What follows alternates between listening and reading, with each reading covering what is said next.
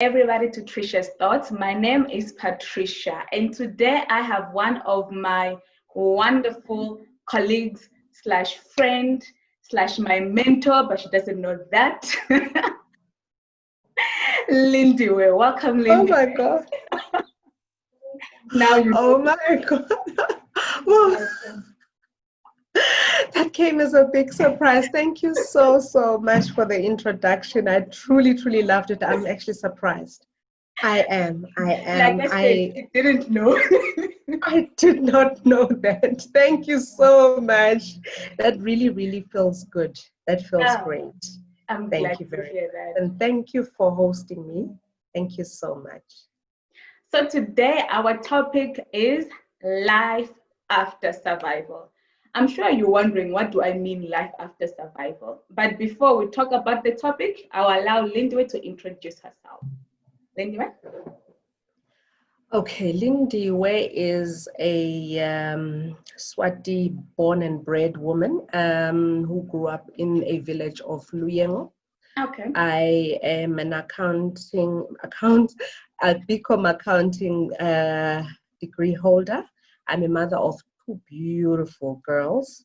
I'm a divorced woman, and I'm an accountant at A1 Picking Power. As you've mentioned, you're my colleague, you're my friend. And yeah, I am an African spiritualist. Yes. I am so excited for this topic. I've been literally thinking about this throughout the day. And I'm really, my hope is that it will, bring encouragement and it will open up the minds of people. So, what do we mean when we say life after survival?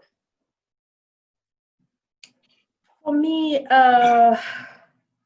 life after survival is how you learn to understand that life becomes anew, after your challenges, and you eventually need to start crawling, you need to start trying to stand up, you need to start moving, and you need to start proceeding and thriving towards your purpose and your goals, and never giving up and thinking life ends in your troubles and in your dark holes. So for me, life after survival is basically taking what you have learned from the trials and tribulations and putting out there into the world and using whatever it is, the lessons that you've learned from there to better their lives. Because personally, I believe all our trials are there to teach us something. So whatever lessons that you learn from that time, the life after that is for you to fulfill God's purpose by using that to better the lives of the next and the coming generations. And what's your story? My story is, okay, before I even forget to mention that I am a founder of a foundation called Beaten But Not Broken, which is a foundation that works on improving the lives of women and children based on the challenges that I faced. Okay. I'm a strong believer that whatever challenges that I faced during the time I was married, the abuse, the pains and everything, that I should use that to change the lives of those that come after me, those that are currently going through it, those that have gone through it but don't know how to get out of that dark situation. So that is my story. I'm a founder. I have become a speaker.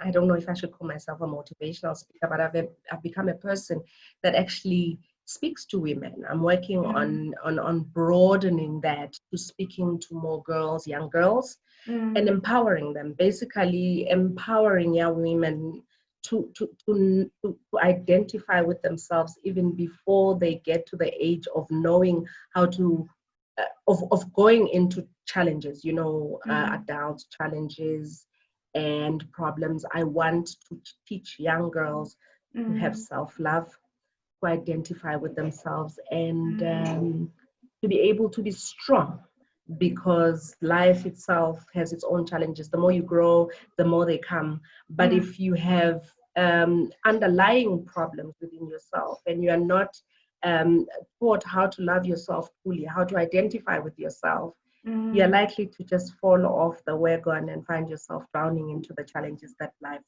has as you grow older. So my target is to actually empower women. It's to impart what I know. It's to impart my knowledge and grow people and especially women and girl children. Yes. So that is my story. That is the story of my life. I went through a very difficult time when I was married, obviously, because at the time I did not know much. I come from a background where I was born in a family of 9. I'm the sixth born. And obviously, my parents divorced while I was still very young. So I had to move to live with my stepmother. And as I was growing up, I didn't get to understand my true identity. I didn't get that kind of love that makes me understand that I'm loved truly. I grew up looking for that comfort, that love, that settlement. So in that case, I couldn't differentiate material things to love. Whatever that came across as looking good and exciting to me seemed as though it was love. And basically that's where I lost the plot, and that is exactly where I'm targeting to fix the problem, to understand that a person is whole and you can find the love if you dig deep enough. You are whole and you're full. All you need is just to give it out, and if every person just looks to give out and understand that whoever comes into your life, whether it is your work, whether it is a husband, whether it's a boyfriend, they're coming to add on to something that is already filled with God's love, that is fulfilled and is already whole. That even if, like me, that person or that job or that commitment that you have ever wants to separate from you or leave you, you know you are always full and you're comforted and you're whole and you don't need to stress about anything. Wow. You just look forward to giving more love wherever you're going forward. So I think that's basically my story and my philosophy. You mentioned one thing, that you were unable to differentiate between love and material. So what advice would you give to ladies who are at that stage, who are unable to differentiate between, and which then leads them to make whatever decisions that they make across the life? So what advice then would you give those ladies, or just people in general, but specifically women? Specifically women. I think what I would advise is that as a human being, as a person, whether you're a woman or you're a man, you need to identify with yourself. You need to love yourself unconditionally. You need to identify with God's love itself, because God's love is one that will make you see a difference between what is true love and what isn't. Because if you don't love yourself, you will not even know the difference when something that is not love walks in, because you are always looking. You are always trying to find. So if you identify and you align yourself with what God wants out of you, especially the love that He has put into you, because everybody has it. Everybody has that. You just need to look inside of yourself. Love yourself, to be very, very gentle with yourself. Love yourself, to be very kind. Be loving enough to know that when someone walks in and gives you all sorts of things, but does not touch that spot that you feel when you're connected with God, then you know it's not.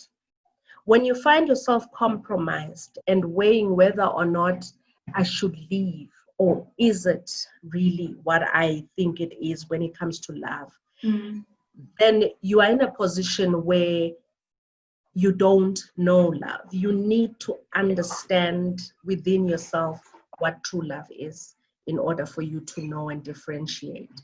So many women get caught in girls get caught in material things because of wanting, because of trying to search, because of not knowing. And then they find themselves in situations where sometimes you find that you are abused, sometimes you are violated, sometimes you are compromised in many ways, but you are hung or you are held back by what is being given or being thrown on the table to you, which looks more like what the world thinks is love to you. It is you that matters. And once you understand that you matter, and once you understand that once you are whole within yourself, the world will accept you for better than when you come out to the world to make it seem as though it is what people think it is. So you just need to find it within yourself. To love yourself, you will be able to survive any kind of situation. You mentioned you're a divorcee, and you also mentioned that you were abused. How did you get out of that, and where are you currently? The abuse was more than the 10 years I was married, I'll be honest with you. Okay. It was longer than that, but the material things oppressed, or they made me feel as though, no, it's okay, I can put up with it. Yeah. What made me hit rock bottom, I think, was, what made, because I could never, I promise you, I struggled for the longest time to have the guts to actually walk out of that abuse. But what made me eventually realize was, it was a very small thing. I think it was the usual. I think it was God's time. Because in many ways, God speaks to you and shows you the signs that this is the time, this is not right. But I guess it was the time that he now wanted to build the ministry and say, because what made me was the same beating that I would get, you know? Sure. But this time I walked away.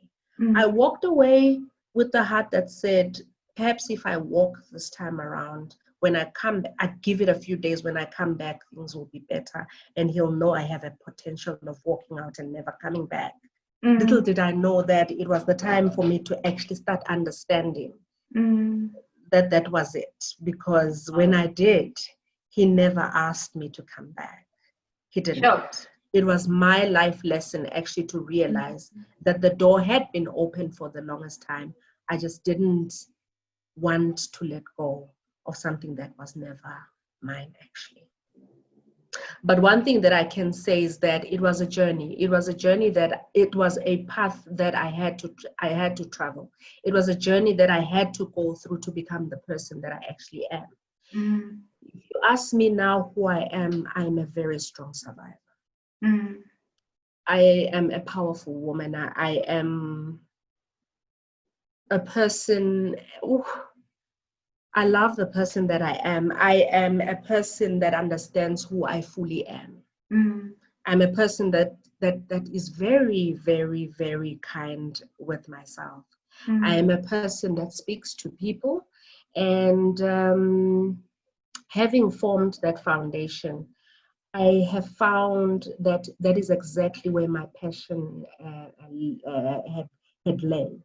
And I have become a philanthropist. I now, at the time when I could have done a lot for people, I never did anything. And now, when I'm thriving, now when I'm pulling myself up, now when I don't have as much as I used to, I find joy in giving and sharing the little that I have, whether it's knowledge, whether it is to make sure that the next person has a meal. You know, I have become more of what I think was ordained for me to be. I have become, yes, I am that kind of woman, Patricia.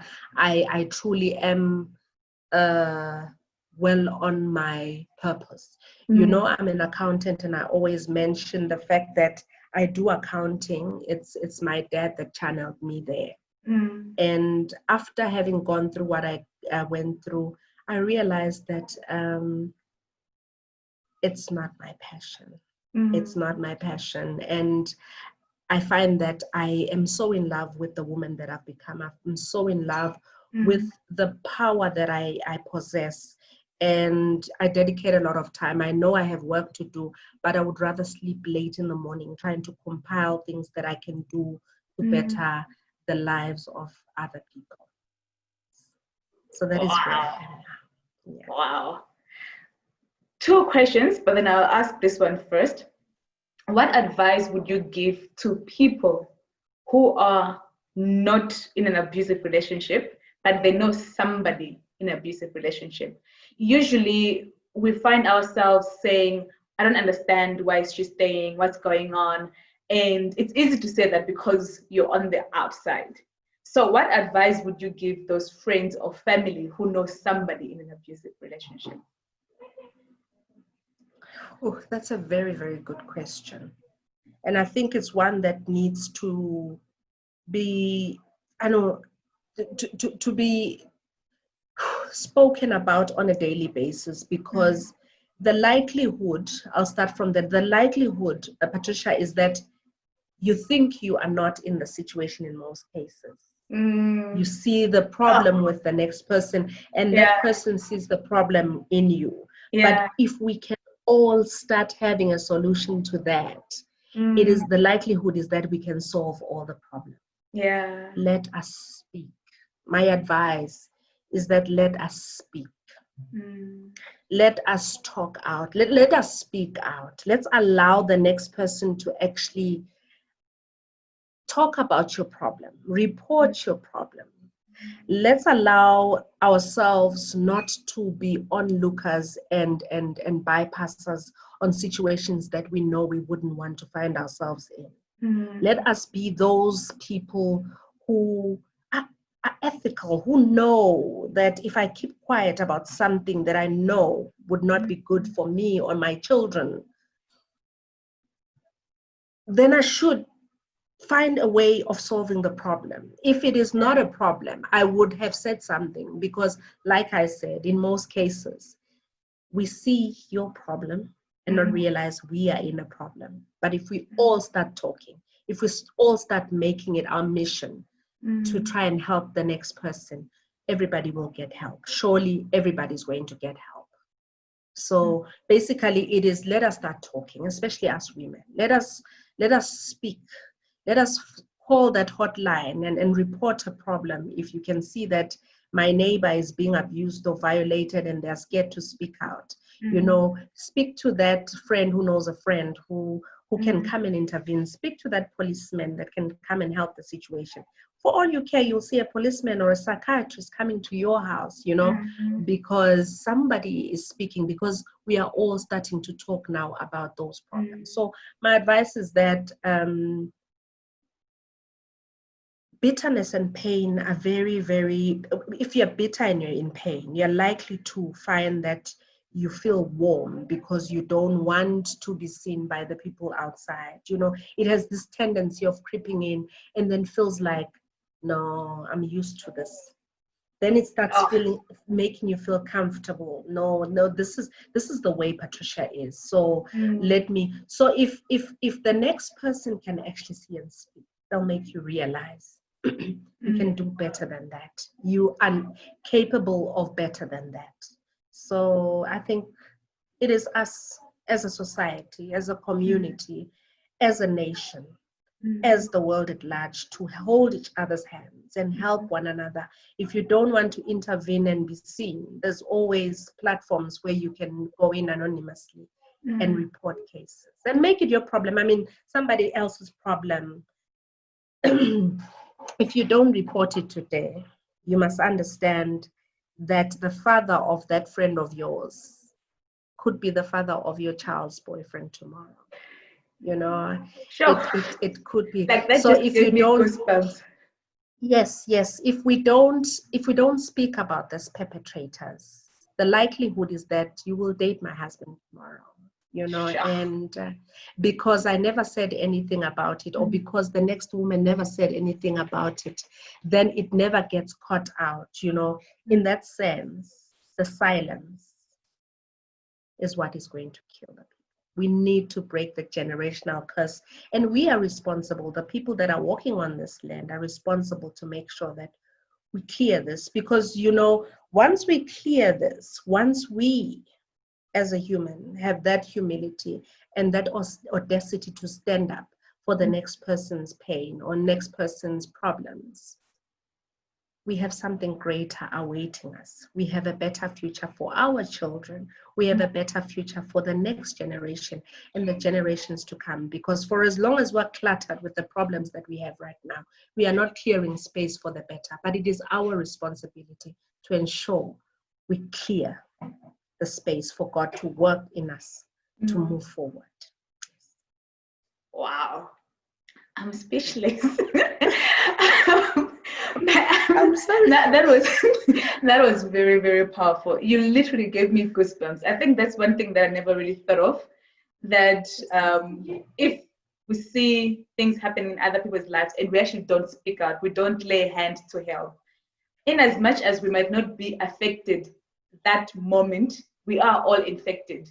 And if it doesn't impact me, it might impact my sisters, my friends, or my colleagues. We are, if one person is not safe, we are all not safe. Like, that's what I got from what you've just said right now. And that just gave me goosebumps, like, for my unborn kids. You know, I'm already shivering. My other question, oh, do you want to say something? Yes. No, I'm fine. I just wanted to elaborate on exactly what you're saying. That whichever way, it's a cycle. We are in one community, we're in one world. So whatever happens, if it doesn't affect you, one way or the other, it moves around. You will at some point come across a situation that says, why didn't I speak at that time? You know, why didn't I help at that time? You know, or why was I quiet? Or why were people quiet? You know, type of thing. So it happens that way. Yes. Sure. So my other question is, you currently right now, you mentioned you've got a foundation. You are working, you are a motivational speaker, and you're an entrepreneur as well. You know, you're getting your businesses going. Yes. What advice would you give to the women who are still stuck and they think that if they get out, their life will be over? Ooh, that's another profound question. Wow, I love that question.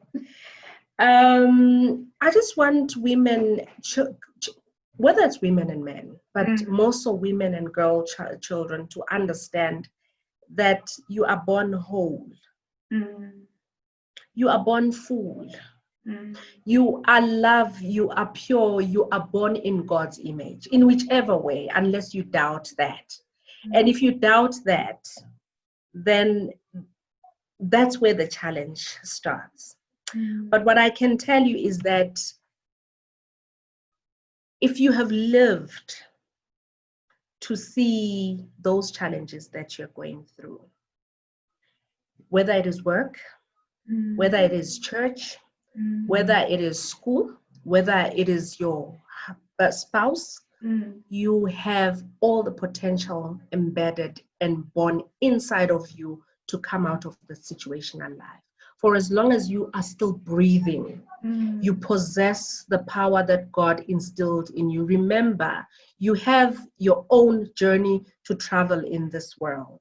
So long as you still breathe, just understand that you have a chance to still move on, grow, and become a better person. I'll just quickly relate my story. Okay. I solely depended on my ex-husband, in the sense that I moved from another country here. So the friends that I had were his friends. The life that I lived was more cultivated around his beliefs, his everything. And I was so beguiled my mind was so worked that I was told and reminded and made to understand that if I would ever try to walk away or try to leave, then that would be the end of me, not the end of life, the end of me, you know, and I would lose just about my breath. And for the longest time, I believed that's what it was, until, like I said, he showed me. Because when I walked out thinking, okay, I'll come back, but let me go, he never, ever begged me to come back. But that was when I realized that I will try. So for that person that is actually thinking it can never happen, for as long as you have breath, you have faith, you have hope, and you understand that you are on your own journey, then you will walk. I started off having nothing. I had to start off with not having money to go to work. I had to start off with not even knowing my route to work because I'd never taken public transport. You know, I had to start off with instances where I can't even bring a loaf of bread for my children. And I picked myself up. I picked myself up by believing in myself. I picked myself up by starting to do things that I'd never done before. I went to the point of even going to my executives at work to say, can I start selling snacks, you know, in order to make ends meet, because everything had left, you know, everything was gone. I got to the point where I became more humble. I'll tell you one thing about how God works. God will work with you when you are the most humblest and the most broken. And he will give you the biggest load because now he understands that you are at your lowest, and now he can be able to pick you up and take what he has taken away from you to change it for you to become a better person than the person that you were. So in that sense, I'm saying it was at that time. And if you are at that point where you think it's never going to work, it will work. You just need to believe, have faith, and have hope, and know that you are whole. You are whole. If you got to the point where you are in a position where you met your challenges, then it means before then you were able. You came across those challenges for a purpose, for a reason. And those trials are there for you to get some life lessons that you will need once this journey or once these challenges have reached their peak. Then they will be changed by God into your glory now, because you are here to be amplified, to be uplifted, to become a better person. Just understand, everything is a phase. It's a chapter. Once it gets to a point where it cannot go on, whether you like it or not, but sticking around, it's not going to help. You have a journey and you have a destination to reach, and you have a purpose that you need to fulfill. So what I'd advise is that believe in yourself. Don't think you're not gonna survive. I went to the point of selling snacks. I went to the point of basically I went to the point of not having anything and starting over again. And when I eventually did, I realized that, you know what, I possess the power. I myself possess the power. I started speaking to other women to say, let's start investing, you know, that I never thought of. Let's start putting money together, because now I realize it's within me to grow. It's within me. It's a journey that I have to take, and I need to keep going. But once you close the doors, because the tendency is that when you are in your problems, in the thick of things. Now I'm talking to that woman who says, there's a tendency to shut the doors and not want to speak out. Just understand that at some point you need to open up, because you need people to come in. That door will need to be closed. At some point you need to open up, because for you to come out, you will need a certain force to come and pull you out. So you will survive. It is possible, it can happen. and you just need to believe in yourself. I'm at a point where I'm even building. Yes. I bought another house. I'm building rooms. I mean, that is in a period of 5 years, where I'm coming from a point where I went into deep debts that I couldn't even survive and go and borrow and get a loan, to a point where I'm getting an income now from tenants that are paying me for believing in myself and understanding that the power is within me. Every person, every one of us has the power lying within them. You are there in the relationship to impart what is extra, what you truly are, but not to rely on the person. You are in that job to give the knowledge that you went to school for, or the knowledge that you have, or the expertise that you have. But if it's not good enough for you, and if you are not getting what is due to you in that place, understand that you are whole within yourself, and you can, even if you walk out, start over again. Wow. Last question. Advice that you'd give to anybody who's watching this, regardless of their situation, whether they feel like they're on top of the world or they feel like life is crumbling, COVID lockdown has affected them, or they have benefited from the lockdown because other people are thriving, regardless of what's happening. So what advice would you give to anybody who's watching as the last message of this show? The last message of this show is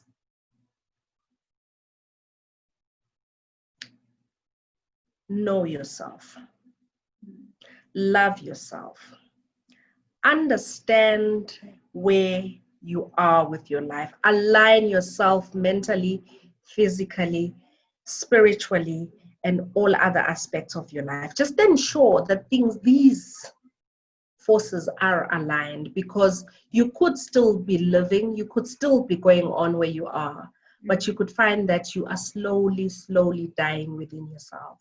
You need to ensure that you understand yourself, your alignment with your mental health. You need to stay physically healthy at all times. You need to make sure that you take good care of yourself, and healing and growing and being strong starts from within yourself. And within yourself means your spirit is in place and you are so well understanding of what God wants out of you as a human being before you even think of what other people think of you and what matters out there. You need to understand what God's purpose is for you. And once you have that in place, the likelihood, no matter how good life is or no matter how bad life is, you are well on your way to your success and fulfilling your purpose. If you keep yourself physically fit, like I said, it starts within you.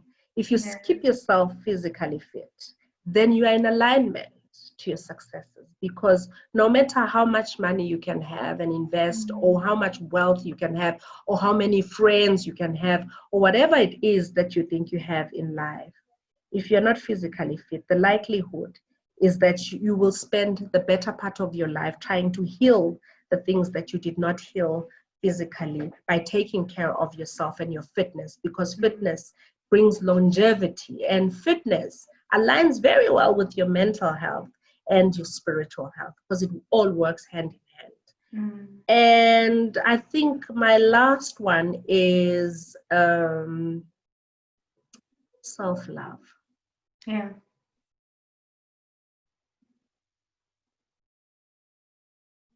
If you don't love yourself enough, you're not likely to know whether you're in the right place at that time.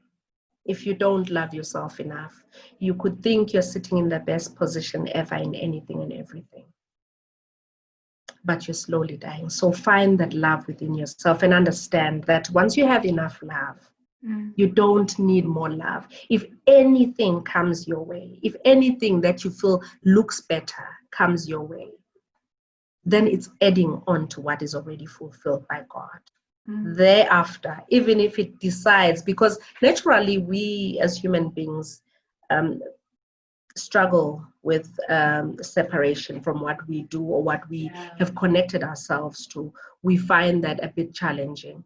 But if you truly, truly love yourself and identify with yourself, you're likely to survive in this world. Thank you so much, Lindiwe. We highly appreciate this, and I hope everybody who has watched will benefit from this show. And also, please share with your friends, your families, your colleagues, your dogs, your pets, whoever, share and share. Share. Just keep sharing. Just keep sharing. Yes. Like I said, it's just that one person that will get this message and spread it to the world. So let's keep sharing the word. Let's keep the love. Let's keep our voices being heard. We need to speak about the challenges that we see on the next person. We need to talk. We need women's voices to be heard in order for us to get our identity back, to get our power back. We need to speak and talk about what we see out there. We live in the same society. We live in the same communities. We live in the same world, and we can make the world a better place. And until next time, goodbye. Thank you, Patty. Thank you, Patricia. Thanks.